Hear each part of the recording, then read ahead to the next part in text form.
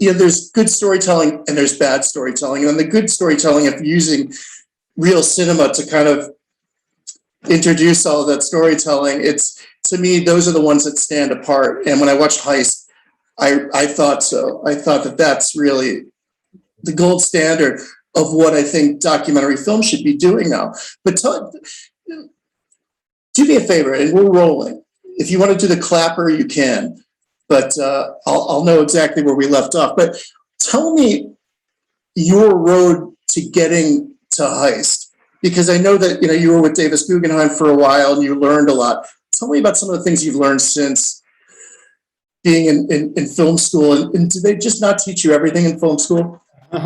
I think my film school was working with Davis, to be honest. I mean, film school is wonderful because it gives you an opportunity to be bad and without pressure, I mean, there's sort of like perceived pressure of grades and things like that, but really, like, none of us really knew what we were doing. We're just kind of given cameras and we're sort of trying to, the only way to really learn how to do it is to do it, and to have a format where you're able to just create and it's one of those places where you can kind of make the most of it. There's a lot of people who went to film school who just weren't working much, and I think what was really fun about working, about being a documentary major, of which there were very few, and also working for the first couple of years anyway, in the film school's equipment room, is that I was able to just kind of,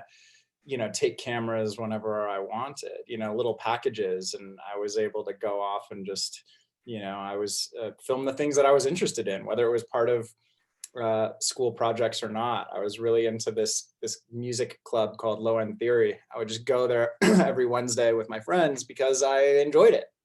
And then I started filming it, not really knowing what it would be. Just, I like these artists. I like the people there. I want to bring my camera around. And so it was like free labor for them. They could use the footage for promos or for whatever.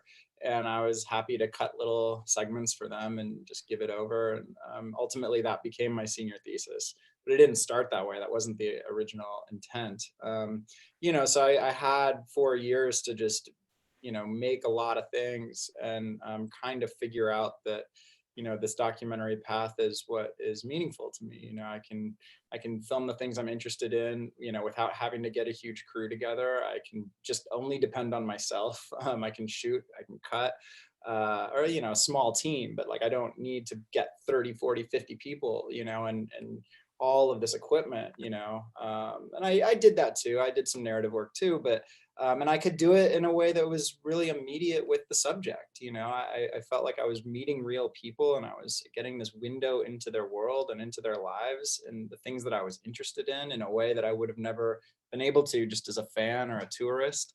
And that was really special. So I kind of knew what I wanted, but I wasn't ready coming out of school to just go make movies. I didn't understand storytelling. I mean, I kind of did in the way, that school teaches, in the books that I'd read and like what I'd watched and I'd enjoyed, kind of understood the fundamentals, but I didn't really get it, and that's why I say, working with Davis, I think gave that to me, because coming out of school, I was lucky to parlay an internship at Participant, at the time Participant Media, now they're just Participant. I was lucky enough to parlay that into a job. So I was like their first in-house filmmaker. I was cutting a lot of sizzles, and then they created this agency division. So I was making a lot of branded content for the agency, for Starbucks and Amex and things like that. And so it was great. It was like little, 2 to 5 minute stories.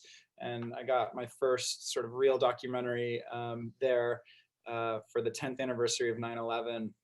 We made a film for this foundation of survivors and families of survivors. And so I learned a lot doing that. And then ultimately I ended up meeting Davis when I was making promotional content for Waiting for Superman, and we just clicked, and he became a mentor and an ally. And when I was ready to leave Participant, he sort of took me under his wing and just gave me a lot of opportunity. But just being in the room and watching the way he made decisions and you know, how hands-on he was with his editors and the writing process, and, you know, like really like how fail faster it's not like necessarily a mantra. I just saw it, you know, he was just trying things all the time, and was the first one to say that doesn't work and here's why, and so now let's try it this way, now let's try it that way, and, you know, and just like constantly, you know, trying different things, trying to, you know, piece this puzzle together. And so just sort of living that every day with him, and sort of being at times his field producer or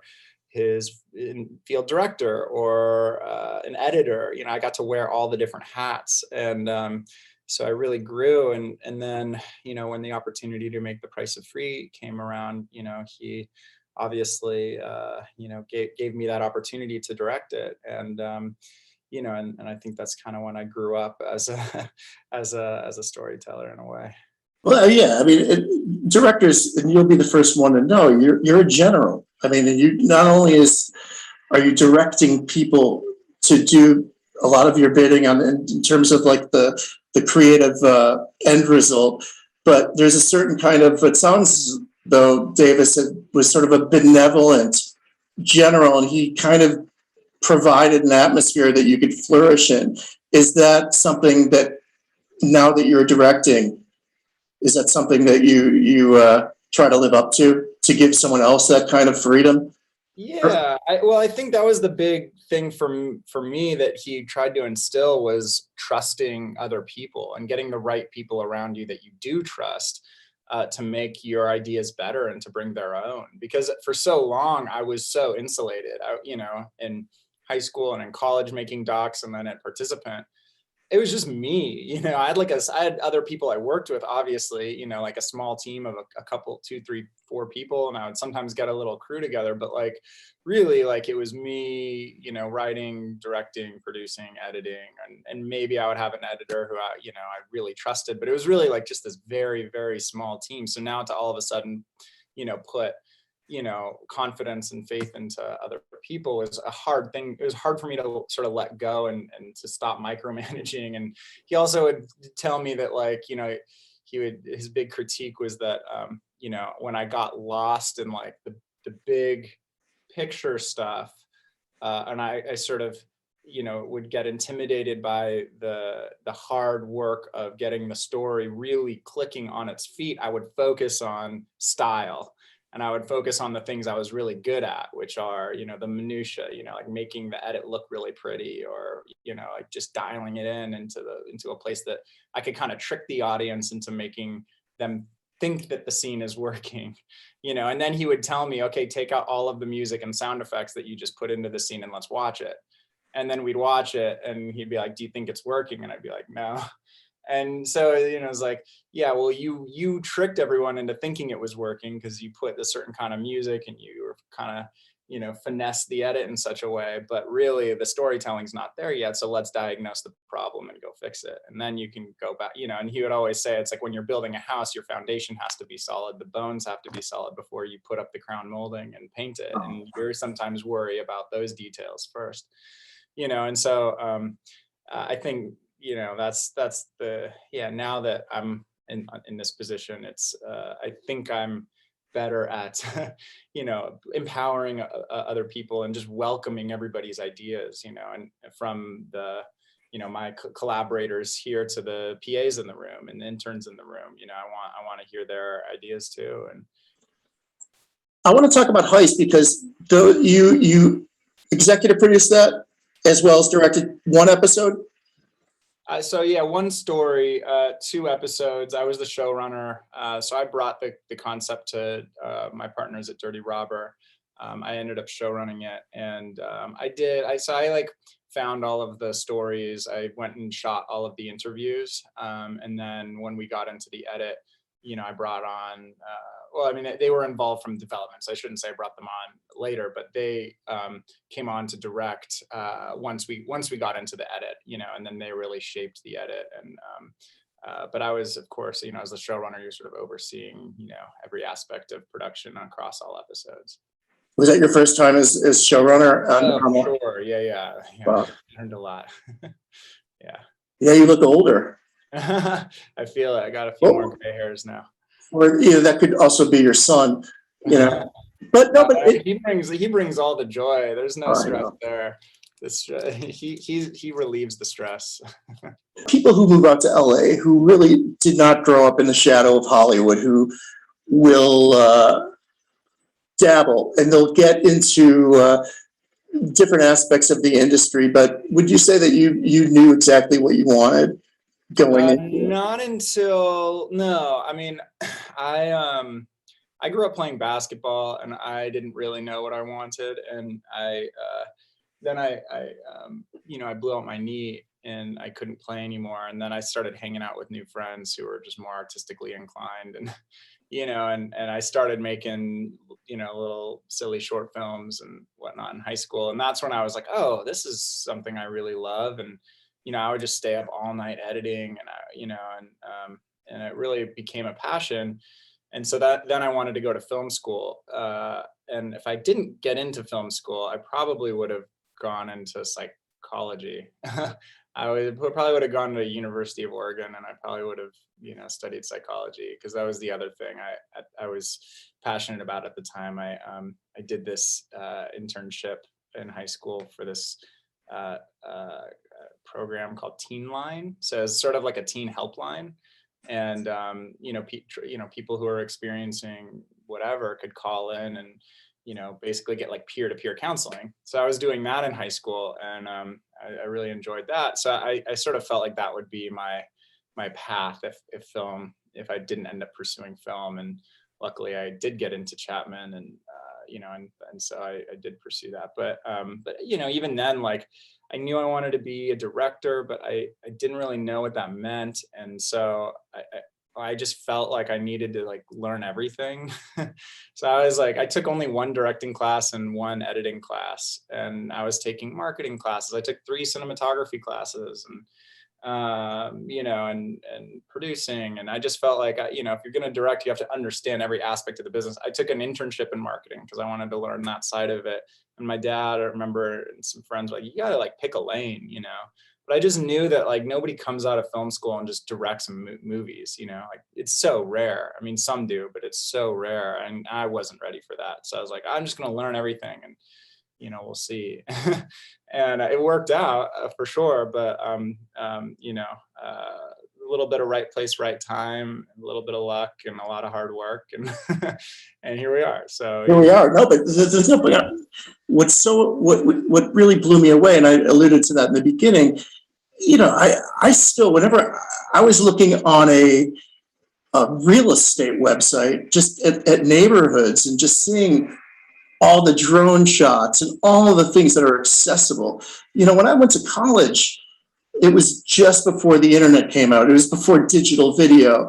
We had to rent equipment, and I took one actual class for production. It was so expensive. And now you could, I'm blown away by the technology. But again, it's one thing to say, well, yeah, I've got an iPhone, or I have a really cool, high definition camera, but it's more than that. And when did you feel that you could start telling stories? Because the thing about Heist is that these are very complex stories, and they're thrillers, and they're true crime.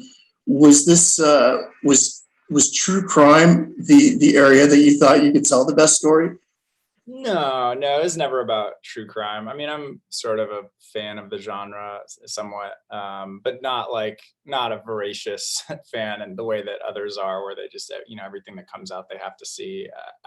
In fact, I'm a little fatigued by a lot of true crime because it's so dark, and and I look for characters that I can relate to a little bit in the stories that I enjoy consuming, and characters that I can root for, and find a lot of that in true crime, which is what I kind of wanted to change, at least in what we were doing with Heist. But no, I mean, in terms of when did I wanna, what was your question? When did I know I could tell stories? I mean, I used my friend's little Sony Handycam, and we cut on his dad's Mac, first on iMovie, and then his dad bought Final Cut Pro, and we were using that. But yeah, I mean, now people just, you know, whenever like I get young people reaching out, you know, asking for advice, I just tell them to just make stuff. Like, you have an iPhone and you have a computer, you know, just start making it, you know, and that's the best thing you can do, is just continue to create. And we, you know, we went to Venice Beach because we would just go there as, you know, little 16-year-old punks, and we not literal punks, but like little brats, you know. We were in Venice hanging out, and so we just took our camera there and started filming, you know. And it was like Venice was going through this transformation at the time, and we sort of captured what it was like from the community of vendors and artists to have to, you know, all of a sudden, you know, be regulated, you know. And so we started telling that story and didn't know what we were doing. All we had was a camera. We didn't have microphones. We just used the onboard mic on the camera, you know. And so I just encourage everybody else to do the same, to not worry too much when you're first starting about whether it's good, about the quality of what you're shooting. You know, you don't need a red camera to tell a story, you know. It's funny. I remember when I thought that the Red was the greatest camera, and someone said, "Oh, that's a piece of shit. You don't need that." It's not. I mean, they're just tools. You know, if you don't have a good story, if you don't have good characters, then it doesn't matter what cameras you're using. You know, Right.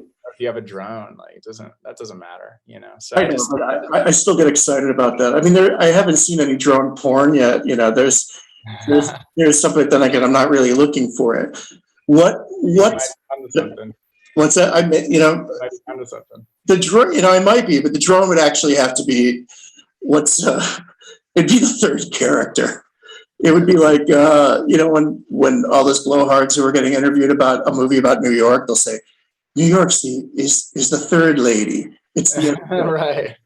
It is the character. How did you come across these stories, though? If you were out there mining for information, because these are, not only did you hit the jackpot, but these were characters, and these were really fun people to watch. Oh, good. Yeah, I mean, TV is kind of all about good characters, right? That's I mean, that's sort of like the big thing that you need in television, I think. And so of course we were looking for characters that, you know, popped off the screen. But the other side of it is, you know, we wanted characters, like I was alluding to earlier, that you could kind of root for, that you could empathize with, people who committed crimes that were non-violent, or, you know, very little violent, or people didn't really get hurt, people who weren't necessarily career criminals, or if there was crime in their past, it was, you know, it was sort of small time stuff, or you could sort of understand, you know, how and why they were in that position. And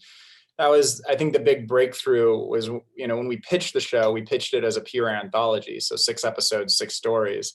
And then as we started developing, we realized that, you know, an hour of TV wasn't really going to contain the stories the way that we wanted to tell them, where we really dig into their life story and everything that happens after the heist. It's not just about the sexiness of the crime and planning and the getaway, but it's about what led up to that moment where they made a decision that would change their life forever, and how did they live with the consequences, you know. And so we felt then that if we bifurcated that into 2 episodes, you know, we could find a format that was sort of replicable across the season, and it would give us the real estate to tell more nuanced human stories. And that's what interests me. You asked earlier, it's not about true crime, it's just about, you know, using whatever story I'm telling to explore larger themes, you know, about the human condition. And that's true in sports docs or true crime docs or social justice docs. It's, to me, that's what I'm trying to do and whatever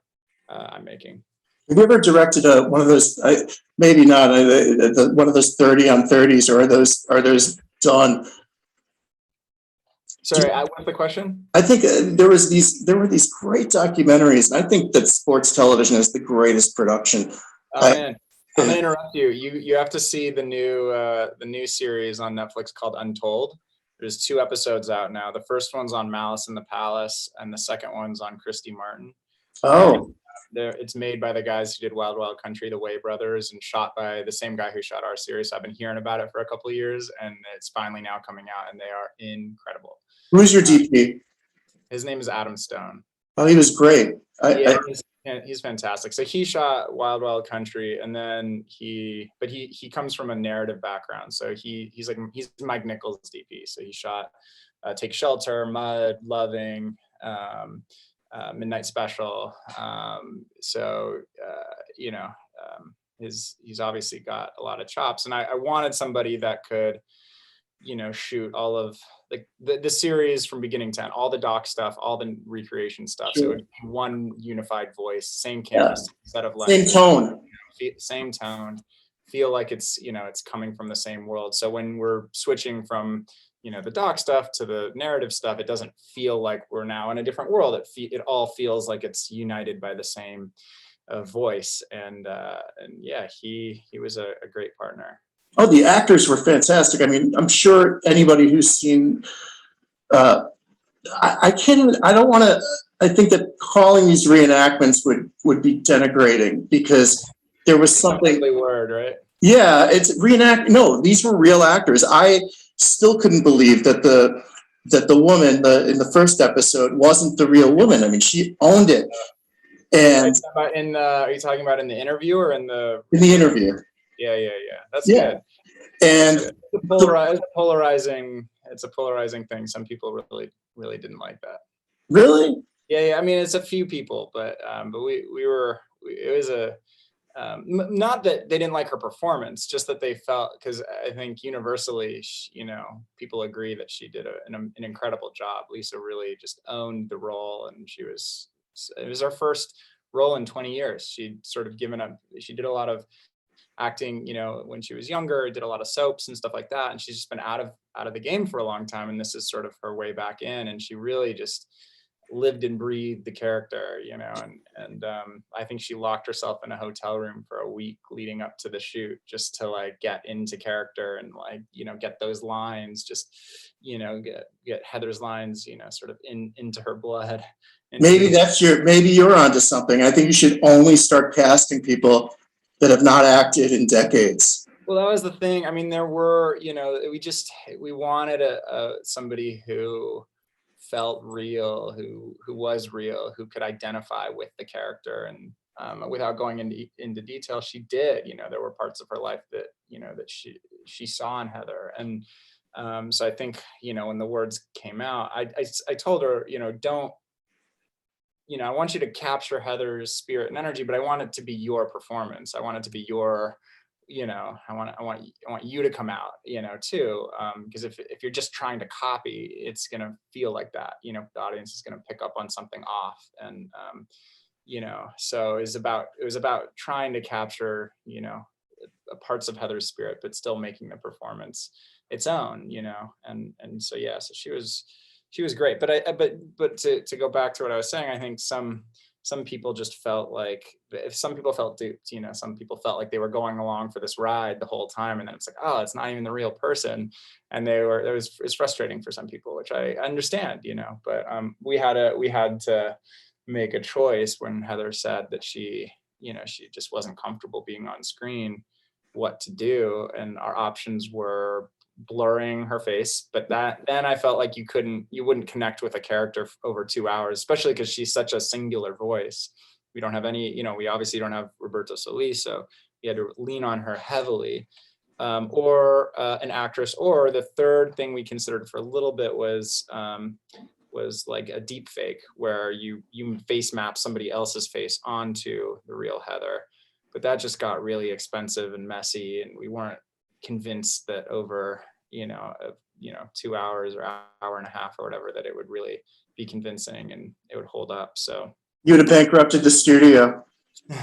Yeah, I mean, it was their idea, actually. Netflix was like, have you considered this? And we looked into it, we talked to some vendors, but ultimately, when we shot her interview and then we started cutting it in and realizing that it was going to work, I think we were all just on board, and really put our energy into dialing it in, and it's changed the cut, of course. We had to sort of, the tone changed a little bit, the pacing changed a little bit, so then it was sort of about reworking the cut around Lisa instead of the real Heather, because we cut the film with the real Heather first.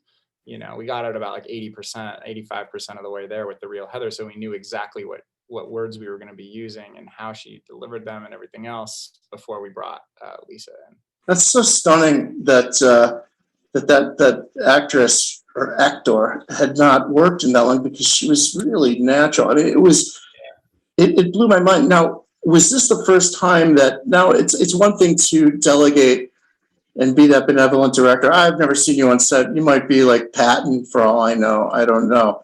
You know, you're probably not a shouter, but was this the first time that you were dealing with actors? And actually, because it's like a little, these are little mini feature films, you know, Yeah.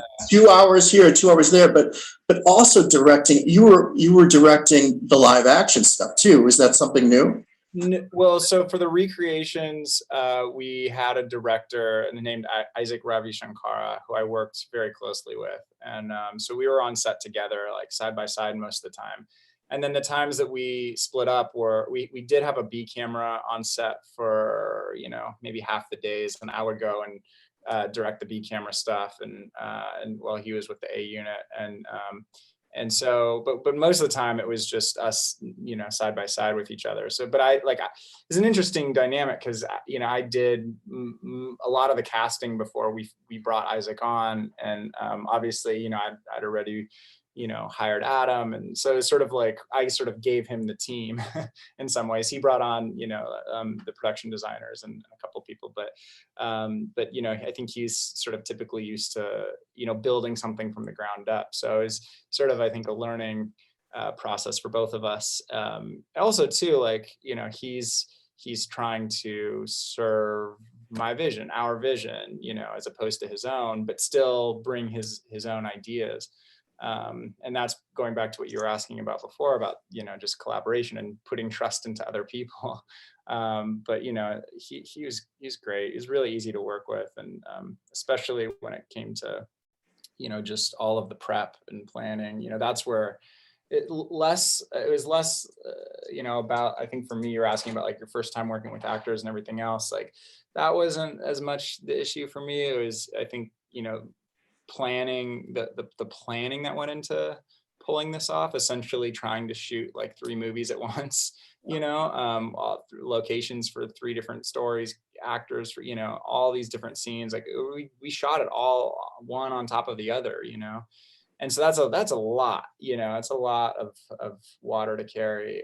So to have a partner in that and somebody who'd, you know, really been there before, not exactly like this, but he was great at prep. He was great at getting us ready to shoot. And then once we were there, I think everything was, you know, we had our challenges and COVID didn't help, but it was a lot easier once, you know, once we actually got to set because we were pretty well prepared. That's exciting. So what's next?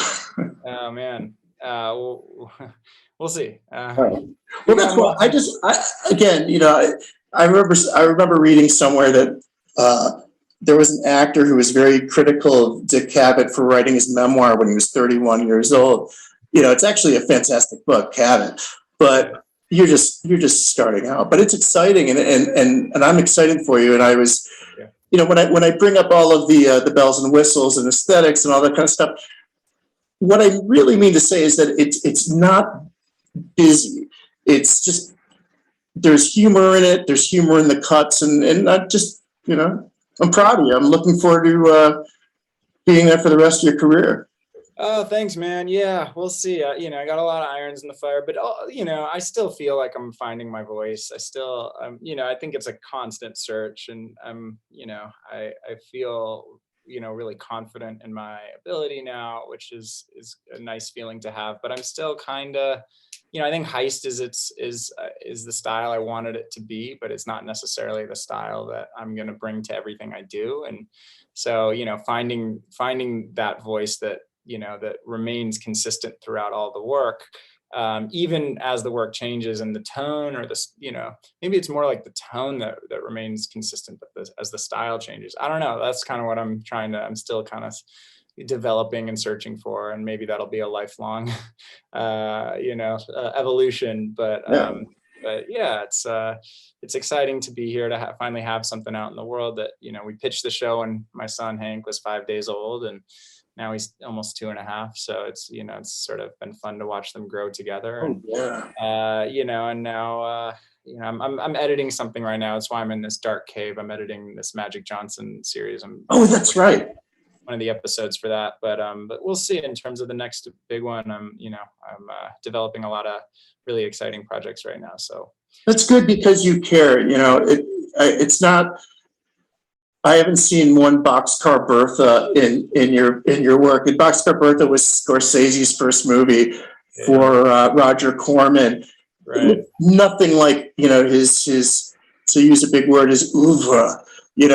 But John Cassavetes sat with him to watch the first cut of Boxcar Bertha, or it was the finished product, and he said, "You just spent the last year of your life making a piece of shit."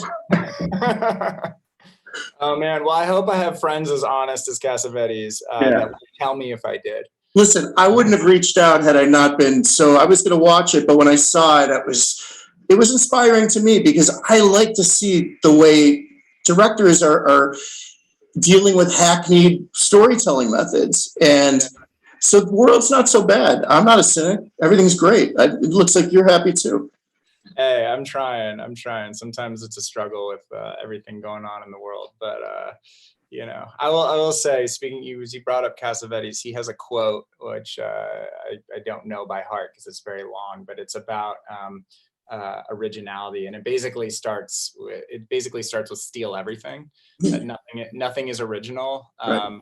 but authenticity is real, and if you can be authentic in what you're stealing and honor it and not try and hide it, but be true to that. And he's not just talking about stealing from like other movies, but like photos, art. It could be street signs or clouds in the sky or conversations that you've overheard.